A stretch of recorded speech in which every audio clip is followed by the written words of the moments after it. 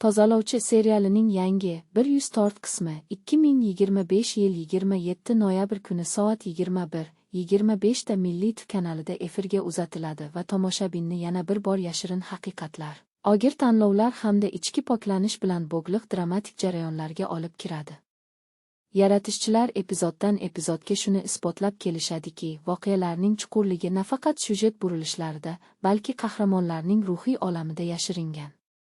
Chunki har chang ortida bir ayolning hikoyasi bor va bu g'oya aynan yangi qismda yanada kuchli seziladi.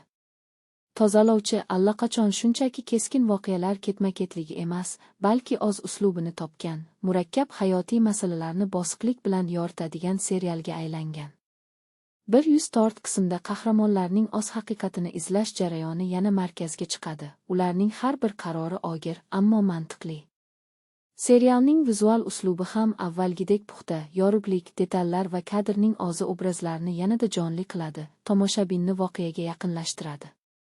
Dramaning kuchi esa his-tuyg'ularning tabiiyligida. Qahramonlar orasidagi munosabatlar murakkablashgan sari ularning har bir suhbati yanada ahamiyatli ko'rinadi. Serial sun'iy dramatizmdan yiroq, u tomoshabinga tanish hayotiy vaziyatlarni samimiy tarzda ochib beradi.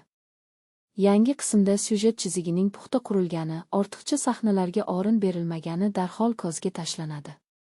104 qism tomoshabinga poklanish, faqat tashqi emas, balki ichki kurash ekanini yana bir bor eslatadi.